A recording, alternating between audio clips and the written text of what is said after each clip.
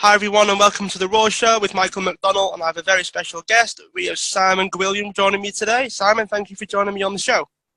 No, how are you? Simon runs Unbreakable, which is a program for women that want to get the best out of themselves and their life.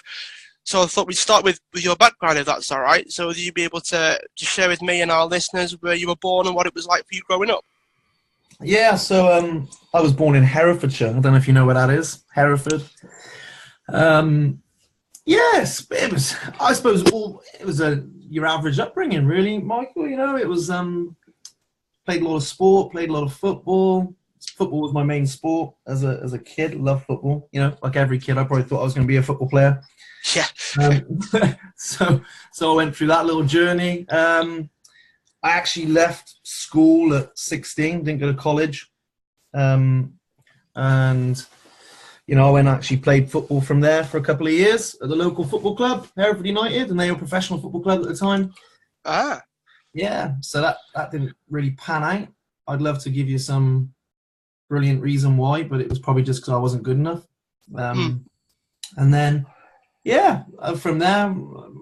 Well, that's my youth, basically. I know that's not the most exciting answer, but yeah, all I did was leave school, play football for a couple of years until about 19. So, yeah. All right. So just out of interest, I mean, what's it like playing for an academy then? So there's obviously a big difference between your local club and then lo and behold, you're now entering a professional football academy. So what's the transition like? What's it actually like? We're actually playing for a professional academy and team.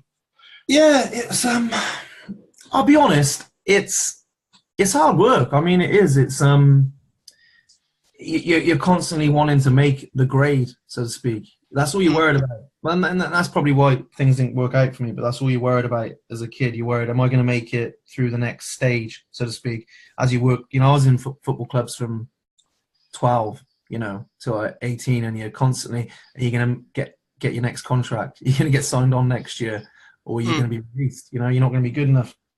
So, I mean, it's a great experience, but I probably didn't enjoy it as much as you could. Because all I was worried about was, am I going to be, am I going to make it? Am I going to be good enough? So, yeah. Right. So was it kind of like early starts and long days? Was it, were you always training? Were you kind of training like an athlete from an early age? What was that side of things like? Yeah, well, that's how I got into fitness. Because I'm always been small. I was always, a small kid for my age. And I was always real skinny, and that's what sparked my interest in. In training, really, getting bigger. That's when I went through that stage of thinking, I need to get bigger, to be a footballer. I need to get bigger, stronger, faster. And again, is it long days? No, it's not long days. No. When you get to 16, 17, I would train most days, every day, Monday to Friday. You didn't play on a Saturday then. We played midweek, so I'd play every Tuesday evening. So Monday to Friday, you train, and then you were sort of college work in the afternoon. That was on like a sports diploma or something like that. But if at that point, everyone, like I said, everyone wants to be a football player. You kind of think, sod the sports diploma in the afternoon. Yeah, I'm going to be a football player. But it was quite a laid back. It's quite a laid back environment being at a football club. Well, I found anyway, certainly. So, yeah, no massive long days. That happens when I went into work. That's a shock to the system, isn't it? All of a sudden you got a long day to do. Yeah, definitely. So what happened after football then? So you got out at 19, if I remember correctly, and then what happened next? 18, 19. You get released. I mean, I wasn't it wasn't like I was at Man United or Aston Villa. I mean, I was at Aston Villa's academy as a kid, but so when I got released, you're like, right, we were like back then, I think it was Division 3 clubs. So you're like, right, okay, there's no, you go and play sort of semi-professional football on the weekend. And I suppose I kind of still thought, well, I can make a career out of football. And I just went to work at a local supermarket, bloody Safeway. As a kind of, I'll just work here interim, while I figure out what I'm going to do. And I ended up staying there about 8 years. So long. Right, long, wow. Long interim. Yeah. Massive. There you go. Right. So did you actually decide what you wanted to do after those 8 years? What sort of led up to you deciding to leave and do something different? Have you ever worked at a supermarket? That's an interesting question. I'm asking you a question now. Ever worked at one? I haven't worked at a supermarket, no. Well, it's cool. Like, no disrespect to anyone who works at a supermarket. I was there 8 years, but it's one of them sort of environments. You go, and it's either like quite older people or quite young people. You know what I mean? Out of college, looking for a job. And I was lucky. I had like a young-ish department, and we used to have a good laugh, and it was good fun. It was my first job. You know, I'd never had a job till then. I'd always just played football. So, what made me think of leaving? At some point, you start weighing up. Do I really want to stack shelves for the rest of my life? You know, no disrespect to anyone who does that, because I did it and I enjoyed it. But like, you do think to yourself, do I want to be in here day in, day out doing this? And you think, not really. But you get stuck in this cycle of you become like a lifer there. It's that environment where everyone just stays there. You know, it's quite easy. It's you rock up, do your shift, go. And at that point, I was massively into the gym, like, because I'd come from a sporting background. I was just spending my time living at home, working at the supermarket, and just lifting weights. And it wasn't no grand plan. I just thought, I'm pretty good at getting fit. Maybe I could help other people get fit. And then someone said, hey, you should be a gym instructor. And you're like, yeah, maybe I should. And I probably thought that about 4 years in to being at the supermarket. And in the end, it took, I was there 8. I was probably there about 6, 7, actually, in more hindsight. It took me a couple of years to actually do it, actually go, right, I'm going to get out of here and do something with myself. So, yeah. What sort of things did you tell yourself then that convinced you to do it? So I would imagine that there are a lot of people that are maybe in a similar situation. They may be like talking themselves into doing something that they probably really want to do. But then, as you say, they sort of get stuck and they're in that cycle of doing something that, excuse me, they're in that cycle of, well, I do enjoy it. It's not that I don't enjoy it, but I don't imagine doing this for the rest of my life. But what was the internal dialogue, so to speak, or what sort of things did you tell yourself that actually made you go over the ledge and actually take the action? And being at this point, I was probably, at this point, I was one of those people that never did anything. Like, I had a lot of ideas, but like anyone listening will know, and I don't care who it is. We go through this. You want to do something, you find a million reasons it won't work, a million reasons it ain't gonna happen, a million reasons you can't do it, or maybe next year. For me, it was always, when I get some more money behind me, or it's too expensive, or maybe the gym ain't for me. Maybe I got to set up my business, like a personal training business before I do it. We come up with all these reasons, and mine was a chance thing, really. At this point, I probably didn't know much about breaking that cycle, and it was just a chance thing. I requested a prospectus from Future Fit Training or something like that, and they rung me, and they basically sold me into the program. Like, right. I don't want to do it, but they were like, look, there's this course, and do you want to do it? And I kind of got talked into it, and I had no money, and my mum had no money. I was living with my mum and dad. And basically, I rung her and said, look, I need to pay for this course. And she said, oh, I'll put it on my credit card for you. And that was that. She paid for it. And I suppose I was in, and I had to do it. Even though I probably find a million reasons not to do it, I kind of had to. I was forced into it by committing to it, so to speak. Yeah. I mean, how important would you say that was then? So there's something that I've experienced myself where if it's out of your hands, so to speak. So when you mentioned that someone else paid for it, so that was it. Like the main reason why you couldn't do it, not being able to afford it, was already taken care of by like some kind of outside force almost. Yeah. So it's something that's happened to me whereby I've had all these reasons why I can't, but then someone kind of steps in and says, well, if I do it, or sometimes I've actually had things dropped on me and said, you're doing this, and I've had to say, right, okay, and then I've just had to figure it out. So how important would you say it was to kind of, there's this level of commitment, but then there's this, like, you've got no reason why to say no. Like you've had all the boxes ticked. What are your thoughts on that?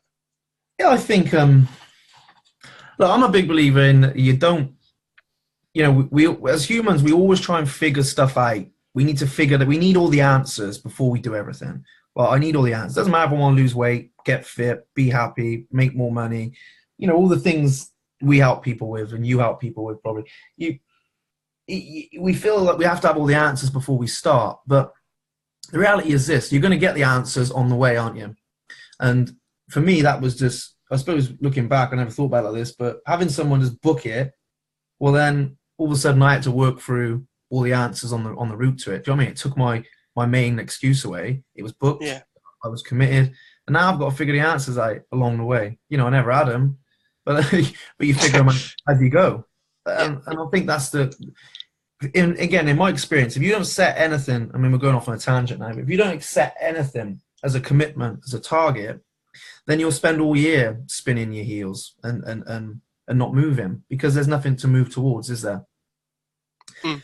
So for me, having an external kind of someone who, you know, and having a date and someone who paid for it and all these different things, you know, I had something to work towards, and like you said, along the way, you figure out the answers, don't you? Yeah. All right. So, did you actually start up the personal training business? What was the course like? What was the next step for you after the course that you went on?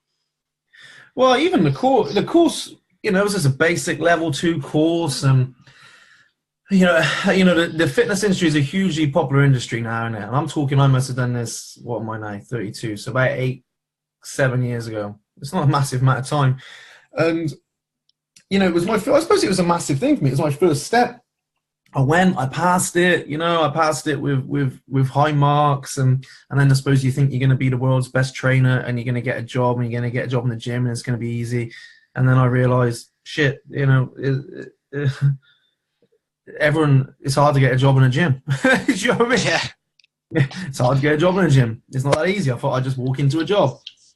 No, and it must have took me about a year of working, you know, casual shifts at the local leisure centre before they even get me a part-time position, before it come up. And from there it was, you know, drop hours at the supermarket the more I got at the gym, and until eventually, you know, I became full-time at the gym, just working at a gym, not personal training anyone, I'm just on the floor working with loads of different people. And I managed to leave the supermarket. Managed to leave it, which was cool. So, Right, awesome. So how did you get into the kind of current business that you're running? So what led up to you deciding, right, I'm going to help women now to kind of better themselves and improve their life? What was the turning point for you there? Well, I suppose it's a little bit. It went through a few stages, really. Started working at a gym, and you know, at that point, I was very into my own level of training and fitness. Like everyone who gets into fitness, you're generally into your own fitness, aren't you? And you like training, and you like learning about it.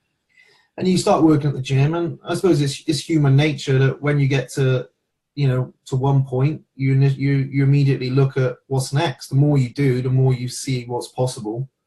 And I'm like, well, maybe this gym's all right, but I want to do my own thing, you know, like I'd like to work with some people. So then I started doing a bit of personal training, and then I stumbled across Mr. Paul Moore, the boot camp king, and I was like, right, I need to run a boot camp. So I went started a little part-time boot camp, a bit like I did with the supermarket and the sort of gym.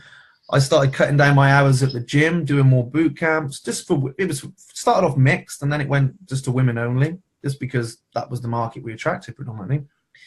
And it went from there, really. We just worked solely on fitness for years and helping people lose weight, helping people get fit. But you know, for your question, for me, when I started Unbreakable, which is where we help people across every area of life, it was because I had I started that for me. Do you know what I mean? I started trying to overcome all my sort of crap, you know, my limiting beliefs and all the goals I sort of had but never really went for, and, you know, my own mindset, which was all over the shop and not a healthy one, you know, and I started thinking, well, I want this out of life and I'm not sure how to get it. So I got into all that for me. I mean, actually started with Paul. Paul did a program called Accelerate, which was a bit mindset orientated. I went through that, and you think, God, this is helping me loads. And the more I improve my own sort of life across all areas and challenge myself, you think, you know, like fitness, you think, I want to share this, I want to share it. So you started sharing it with people. And before you know it, people are like, yeah, this is great. I'm getting some great results. And it built and built and built into now we help people from all over the UK, you know? So Right. it literally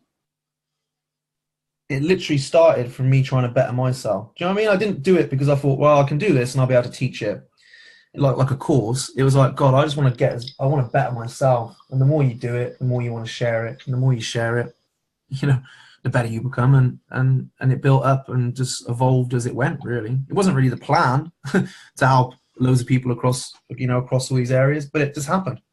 So. Right. Okay, cool. So this is going to be definitely a tangent, but I'm curious to know, at what point did you decide to just help women? And then were there any barriers for you as a guy to help women? So from my own experience, there's always this barrier of women wanting to stick together, so to speak, but then you're a guy helping women in areas of their life where they might actually have a bit of resistance around it. I mean, you could correct me if I'm wrong on that, but There's always resistance. Yeah, there's always resistance. So, I mean, again, I'm not going to lie. It's not an easy. I mean, to use a word, sell, but you know what I mean, not as in financially, but sometimes it's not an easy sell being a man helping women. You know, and we get a lot of stick online. You know, off a lot of people. You know, about how how can you be a man and help a woman? How can you know how a woman feels? How can you know how a woman thinks? Especially the nature of the work we do. Or, you know, I'm not accepting help off a man. And that's the minority. There's always that minority, you know? So I'll be honest, it's not been easy to do that. But I mean, in regards to help anyone, you got to show people that you're trustworthy, right? Mm-hmm. You know, that they can trust you. I have found no better way to do that than just be me. I don't go out and think, how am I going to target women? I mean, let's target women and let's talk like a woman. If you ever, you know, people who follow us, it's, you know, I talk like me. I talk like this. I don't talk like and try and feminine it down. And people will say, okay, I'll do something for your group, but do you want me to be a bit, you know, tone it down a bit? I'm like, no, because that's not how we roll. You know, I am me, whether I'm coaching a man or a woman. And that immediately wins some trust. Because when I talk about my struggles, it doesn't matter if you're a man or a woman. You have the same struggles. You have the same internal battles. There's not a man or a woman that's never felt maybe not quite good enough. Maybe, you know, afraid of the unknown, of taking that step towards their goal. There's not a person on earth who's probably never felt like, you know, they don't feel great in themselves, or don't believe in themselves, or who has not experienced anxiety. So for me, when people ask me, how can you coach a woman being a man, I'll always say, look, there's nothing unique. Generally, we are all human beings. We all have the same minds, and surely it's dressed up differently. It's, you know, there's different roles people play in society or whatever. Oh my God. But in general, I'm talking to me, and that attracts people with a similar issue. And if it's women, it's women, you know. But like I say, for me, one of the big things I believe is we're not unique and special in the way that we don't all think differently. We all think roughly the same. We all have the same issues, and they just need, you know, whether you're a man or a woman. So, yeah, I've rattled on a bit there, but yeah, it's all right. My phone rang. But I mean, I don't get passionate about it at all. I just think if you make yourself, you know, unhelpable. Sorry, mate, my phone's ringing. If you make yourself, it's okay. I told you that would happen, didn't I? Before we started. You did, yeah. I bet no one ever rings the phone, but someone's going to ring it when we do this. You've been quiet all day, I bet, as well. Yeah, we'll be no one to ring me after as well. It'll be something stupid as well. It'll be me mum. My mum asking me something. But Love it. Yeah, I don't. I mean, I can't remember where I was going with it now, but I've had some of the biggest influences in my life have been a woman. So, I Yeah.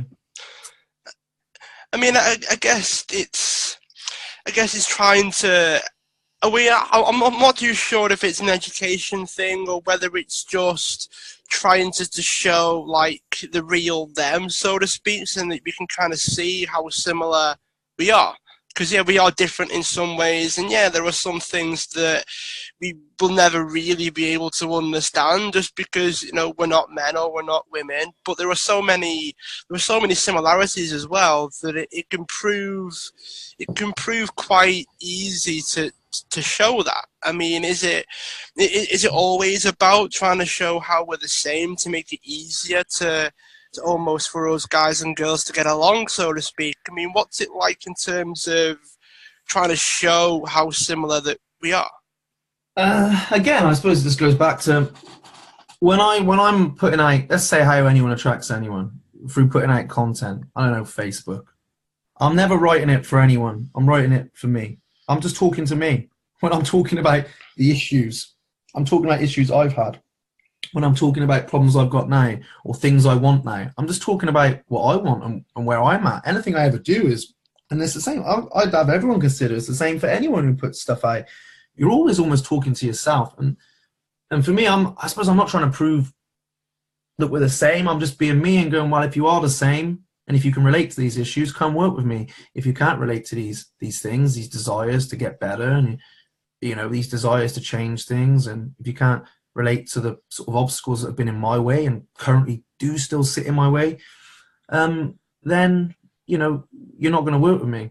But if you can, you're going to go, actually, yeah, he gets it. But I just generally try and show up every day as the most honest version of myself. I know that sounds a bit, I don't know, maybe a bit cliche, but that's the only way I've really know how to do things. But I will say, like you said, like there is so many similarities, and I think in any area of life, we always try and focus on what's different, don't we? Like it's like training. Most people agree on 99% of training, but they Yeah. really obsess and argue over the 1% we don't. Similar Is, in. is there a reason for that in your experience, though? So why do we seem to focus on how everything seems to be different from the way we see it, as opposed to focusing on how things are the same? That's a good question, isn't it? I think, again, that's a great question. I like it. I mean, my most honest, blunt answer from my own experience when I've been like, wow, it's different for me. Yeah, but you probably don't understand this. It's protection, isn't it? It's protection. It means that no one can help me. It means, yeah, actually, I am different. I'm very unique, and actually, I'm unhelpable right now because actually, you don't understand this about me, or you don't understand that, or you're not. I used to be like this. That's all right for you. You don't. Yeah, that's all right for you. But actually, that isolates us and keeps us stuck, and that kept me stuck for a long time in my life. It took me a long time to actually reach out to people and go, actually, you know what? Yeah, you can help me. maybe I Mm. should maybe I should get some help here and learn from someone who does know and leave my differences, so-called differences, to one side. I think we do it sometimes, in my experience, and a huge amount of the time, because it means, we don't have to change or challenge ourselves a little bit. I mean, maybe that's a little bit direct, or but in my experience, we coach a lot of people, maybe sort of 70, 80 people a month in different various things. And if someone thinks they're unique, I mean, we're all unique in the fact we're unique individuals. But if someone thinks, well, actually, I've got it worse than everyone else, then that becomes a very hard person to help. And I've been that It's, person. yeah, it also seems like it kind of feeds itself. So like the more you close yourself off and the more that you say, well, you don't understand. Well, we're going to probably understand a lot less because you kind of close yourself off, and then it makes it even harder for you to understand that we might be able to help, we might be able to understand, we might be able to relate to you, but because you're not actually sharing it, you're not actually allowing it to go out there, it makes it even harder for us to do that. Yeah, of course. Yeah, I think you're right. Yeah, yeah. The more you feed it, I suppose the worse it gets. And I mean, having been that kind of person, and we all go into that mode, don't we? Of like, it's Yeah. worse for me or different for me kind of attitude. We all go into it, and it's hard for a lot of people because, yeah, I don't mean it disrespectfully. It is. We're always trying to make ourselves feel better, and that just makes us feel better, don't it? It keeps us safe from change. So for most of us, it is just a safety mechanism, I feel. And you've got, once you understand that, it's okay. So, Well, how would we have this more positive, I guess, relationship, for want of a better expression, with this idea of change then? So you've worked with quite a lot of people. I would imagine you've had to have a conversation around, look, yeah, it is change, yeah, it is different, but you've got to have this positive attitude towards it. What's that conversation like? yeah, what's that conversation like? I mean, from the offset, if one thing you can only, well, as you know, you can only, if you keep doing the same thing, you're going to get the same result, aren't you? And I think it's just educating, when someone comes work with us, it's educating them on that actually, look, you don't have to beat yourself up about not changing, about what you're doing. But at the same time, if you keep doing what you're doing, you're only going to get what you've got. And if you don't want that, then there needs to be an element of change. Change is a bad word. There needs to be an element of change, either in the way you think, the way you feel, the way you talk, what you do, whatever it is. And it doesn't have to be massive steps, does it? If we're just shifting in our program, if we're just shifting someone, that 1 degree a day, I'm not, we set targets, we work towards them, and they're quite big. But that doesn't necessarily mean you need big action. For me, change is scary when you make it big, huge, giant steps every day. But when you make it small, little, manageable steps that build a lot of momentum, that's a lot less intimidating for people, in my experience. Right, so would you say that the breaking things down's become this way of making change happen then? So I think a lot of people tend to feel like the big goals that maybe they have are maybe too big for them to achieve it, like it's not realistic or it's just Yeah. too big for them to actually start. But there's that quote, I can't remember who said it, where you don't need to see the whole staircase to take the first step, you just need to see that step. I mean, how important has it been for the people that you've worked with to break those things down into manageable chunks? Yeah, it goes back to what we said at the start, really. I mean, you don't have to have all the answers. That's what I mean. People sort of go, well, we set, look, rather than going, hey, okay, here's what I want. Here's what I want out of life. Here's what I want out of my body. Doesn't matter if you're changing your body even, or your business or anything in life. Like, if you don't actually say what you want, you know what I mean? People filter it down because they're like, well, I'm going to go with what I think's possible or what I think's achievable. And what's possible and achievable, you generally already have. You know how to do it. Well, and that's not, for me, I'll always go to get people to, what is it you want? Like, what is it you truly want? Where are you right now? What are the facts? Now, what do you truly want? Well, I'd like this. And you're not going to know the answers to get there. And you're not going to know how to do it. If you knew how to do it, you'd already have it. And from that point, like you say, it becomes taking the first step. And we're big, we push a lot on people that the journey, the process is where you become the person, Hmm. Taking those steps is where you become the person. Okay, in 90 days, I'm there. I've got close to my target. And I'm a completely upgraded version of myself, someone who is capable of pulling off that target. But yeah, it is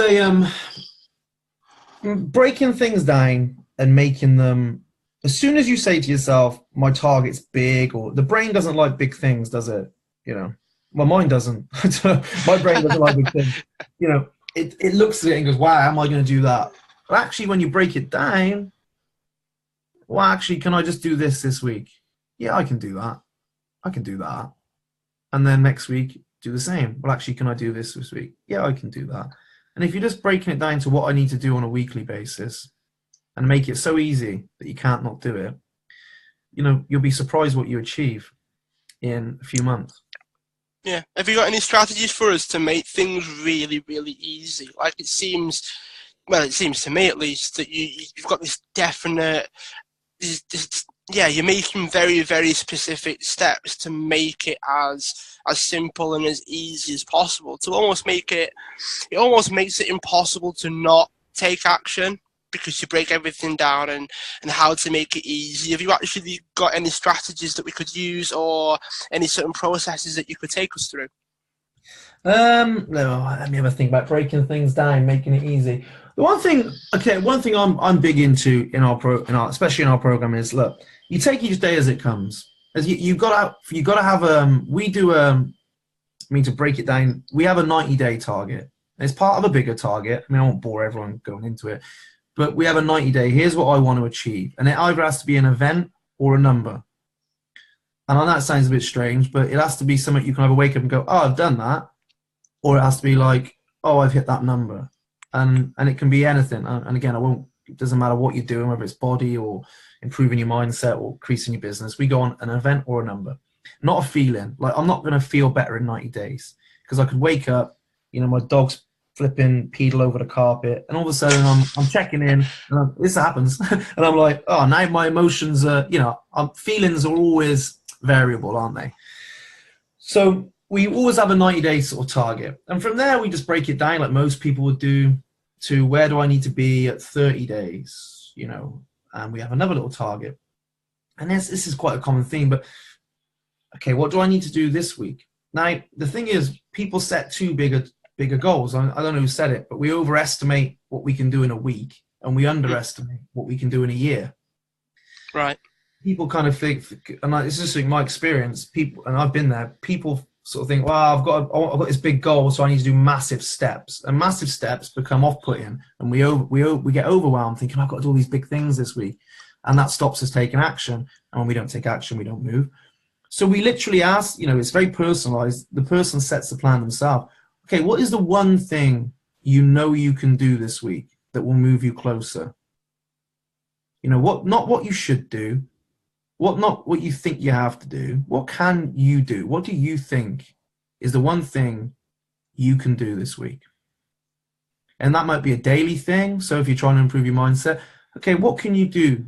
Tell me what you can do every day that you can do that will improve your mindset? And people might say, oh, I don't know, I could meditate for 10 minutes. Brilliant. But, start, which is completely the opposite to most people. Like, I'm going to meditate all day. I'm going to meditate for 3 hours a day, all day, every day now, because I'm into it. Well, we just go, what can you do? 10 minutes. Okay. And all I want to build is momentum. All I want is momentum. For most people, there's momentum going in one direction, like it's not helping us. So it's hard to bring that back and get momentum in your favor when you're trying to just do massive things. So we say, okay, 10 minutes doesn't sound like a lot. If they couldn't do 10 minutes, I'd say let's do 5. Oh, can you do 5? Yeah, I can do 5. Brilliant. Because that 5 minutes a couple of weeks down the road has turned into 20. And then they're doing 20 minutes a day. But if they set 20 minutes, it's never going to stick. So I just want to make it as small as possible when people start working with us, no matter what level they come in at. What's the, in my own life, what can I do that is building momentum? So 5 minutes, even if it's 5 minutes of sweat, people say to me, oh, that's not enough, but you're doing nothing right now. So yeah. 5 minutes is more than you were doing. And when you get the habit built into your day, all of a sudden you go, well, actually I've got 10 minutes. And then one day you do 15 because you've got a bit more time. And then before you know it, that's turned into 25, 30 minutes. And then you're exercising a bit harder in the evening because you're building momentum and you're building. That's all I want in my programs is momentum. Can we get momentum on our side rather than going against us? And that has to be broken down into the, if you're struggling, I'll always ask myself, what's the one thing I know? Make it so easy I can't do it. You can't not do it. And the first week you may not experience great results, but I guarantee 90 days down the line, you'll experience fantastic results. And that's what we're after. So, yeah. Well, one of the key things that it seems to come across, at least, is there's an element of convenience involved. I mean, I know, like, you still got to do it, right? So you've still got to take the action. But there's this element of, okay, well, what can you do? Just pick something, make it so small that you can't not do it. It adds this element of convenience to it. I mean, what are your thoughts on that? As in, do I think, yeah, convenience is a big part, or? Well, yeah, well, one of the big things that seems to be popular now, at least in the exercise space, is doing workouts at home that require as little equipment as possible. You know, Yeah. there's this idea behind bodyweight workouts and things of that nature is it just makes it like really, really convenient. But then people are getting results, not necessarily because of the workouts, although, you know, they could be very effective as workouts, but they've made it really, really easy for people to work out potentially every day, twice a day, whatever it happens to be. But they're Yeah, getting yeah. results probably, as you say, because of the momentum versus, you know, how hard they're actually working at that time. The fact that you're doing it every day is probably why you're getting the results. Yeah, I think there's a big argument in there. We can sit around and argue all day about the perfect, training program or the perfect. Yes, I used meditation 5 minutes ago. There's people who say, "Well, there's no point meditating unless you're doing X amount of time, 25 minutes, 30 minutes, 'cause that's where you're going to get the most benefit, etc., etc." I'm like, yeah, it probably is the best way. Like, there's a best way to train. There is that way for a certain goal. But would you rather someone not do anything? you know, it's like, okay, so I can't do that. So now I'm doing nothing. And like I'm quite happy to, is the old saying? It's better to do a bad plan consistently, or not, a not great plan consistently, than it is the perfect plan like never. Yeah. For me, the key things we want is frequency and intensity. We just want people to be doing things frequently. So yeah, I think convenience. I mean, we are just trying to remove as many barriers as possible early on. So if someone's going to do something, we don't want there to be too many barriers in their way, because this is what I find work for me. I can create enough barriers, without having, now I've got to go to the gym now. I've got to get up and meditate for 30 minutes. Then I've got to hum for 10 minutes. And I've got to fill in my book for 40 minutes. I'm like, yeah, I better get up at 4 o'clock in the morning before I get the kids to school. For me, that's not going to work. We want to make it as quick, as effective, and as frequent as possible. So yeah, early on especially. Awesome. Yeah. Have you noticed any common trends? So with the women that you've worked with, have you noticed anything that's been quite popular? Have you noticed anything that you think is something that a lot of women do experience when it comes to improving themselves or improving their life, or taking the steps with the fitness side? I know we've mentioned fitness quite a bit now, but we can kind of diversify from that if you feel that you want to, Simon. What common trends do you see? As in what people like doing, or what common problems, or? We'll probably get into both. So start with the things that you think are probably the most beneficial, and then we'll go with the things that people should probably avoid doing. Yeah, I think for the most beneficial things for the women, we have a system we use, but the most beneficial thing for the woman who wants to make progress, or you have to, for me, everything starts in your mind. I mean, like you said, we've touched upon fitness, and that's where I originally started. But any change follows the same principle. But there is always an element of doubt. There's always an element of, anytime you're trying to achieve the unknown, there's an element of doubt. There's an element of, nerves, anxiety, different things. People, you say anxiety and people think of like debilitating anxiety, but I mean just a little bit like, oh God, can I do that? An element of self-doubt. And for me, if I had to pick one thing people could do out of our system, would be, the element of using a journal properly. And I say properly because for me, a lot of people don't use a journal properly. I mean, that's just personal preference, but in sitting down and actually in the morning arranging your thoughts. But really, for me, that's training your attention. That's all we use a journal for. Is my attention on things that are good and helping me, or is my attention on everything that's wrong and all the problems I have? And my journaling how I feel, and that's like an error I see most people make. But the majority of women who come to us go, oh my God, I feel so much better for journaling how we journal. Then everyone's had a go at it, but it's generally, I feel bad, I feel this, or last night, yesterday was terrible. And what it does is put it back in your attention, and you know, every time you think something, generally after that you're going to feel a certain way, and it makes people feel crap. And then when you feel crap, you don't do things. So from the element of using a journal properly and writing down things that you know that you feel are going well for you every day, that you feel you have, that you appreciate about you, not just about life. Like I appreciate, you know, my dog. I'm talking about my dog a lot today. I don't know why, but Yeah. Things that you like about you, not what you don't like, and train your attention to see that, and to train it and to see it, and you'll end up feeling it. So for me, one of the common things we do is journaling in a certain way, and it's quick, it's easy, and it's powerful. I don't know anyone who doesn't say journaling is powerful. That's one thing I definitely do for all people.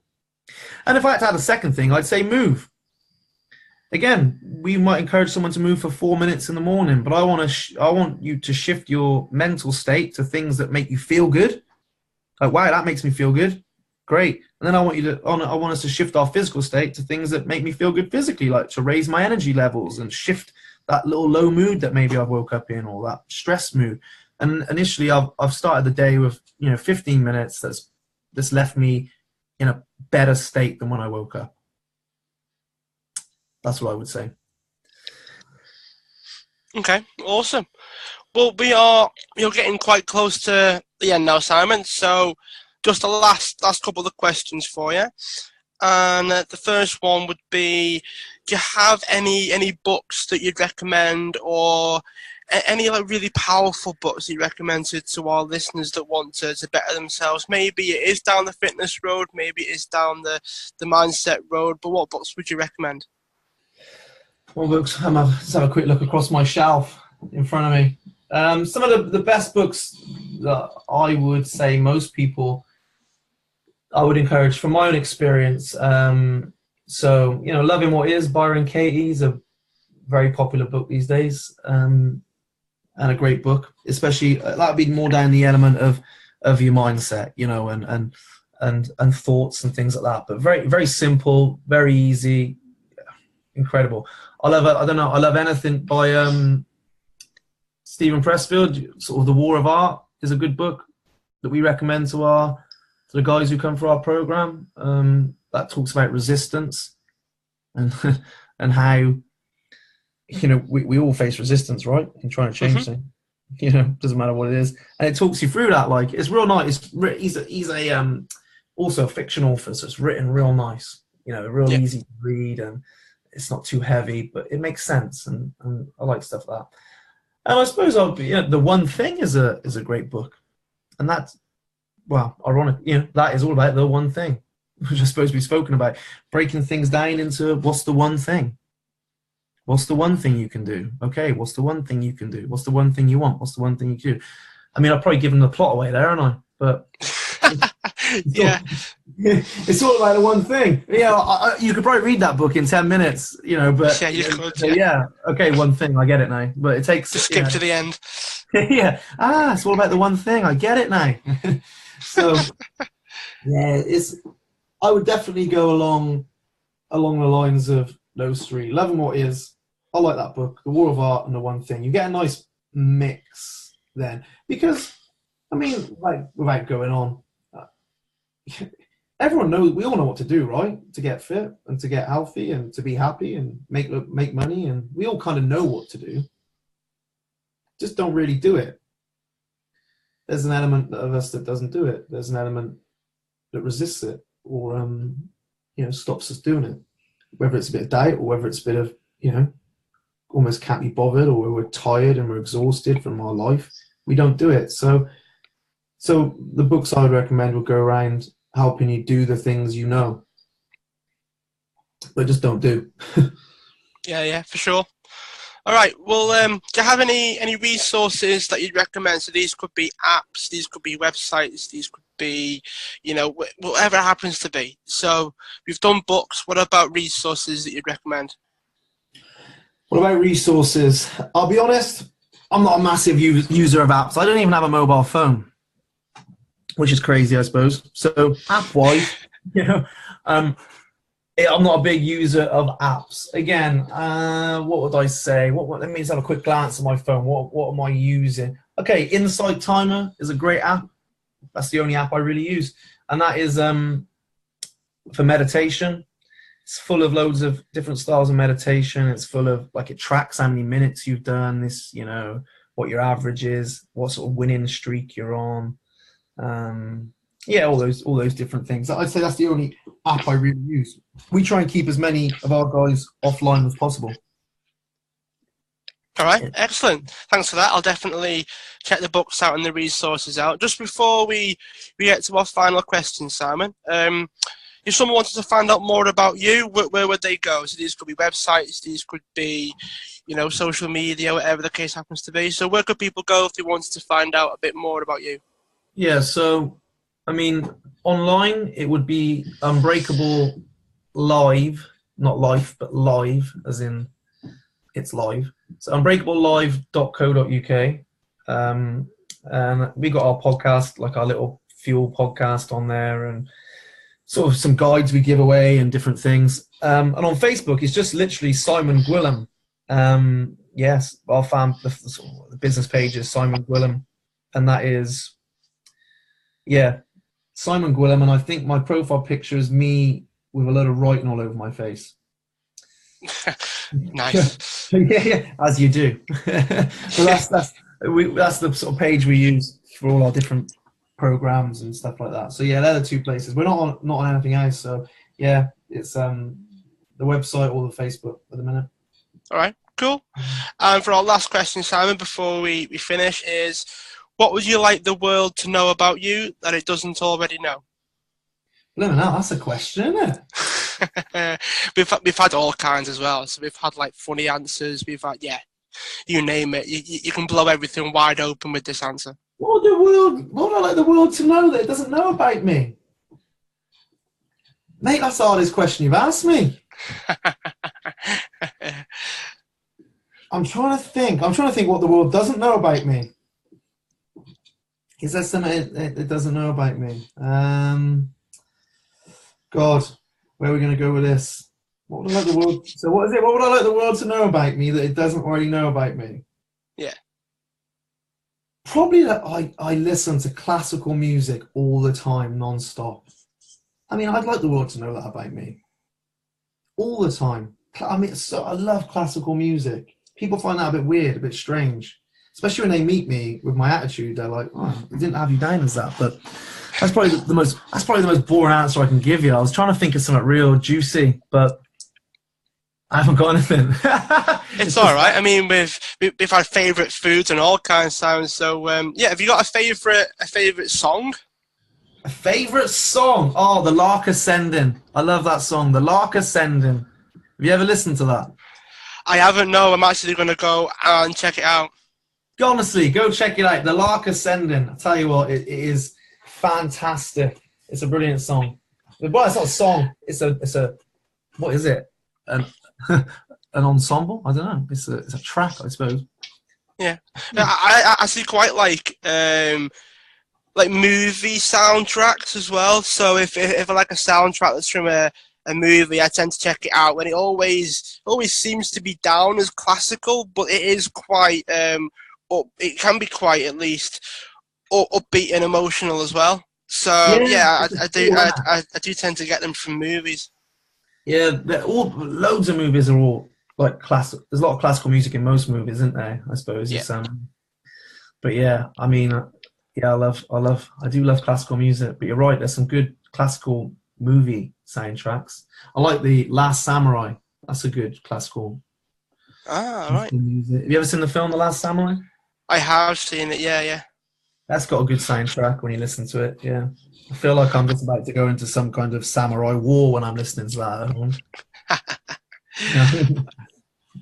Yeah. All right. Well, yeah. Thanks for being a guest on the show, Simon. Really appreciate you taking the time, and I'm sure we'll keep in touch. Yeah, brilliant. Thanks for having me.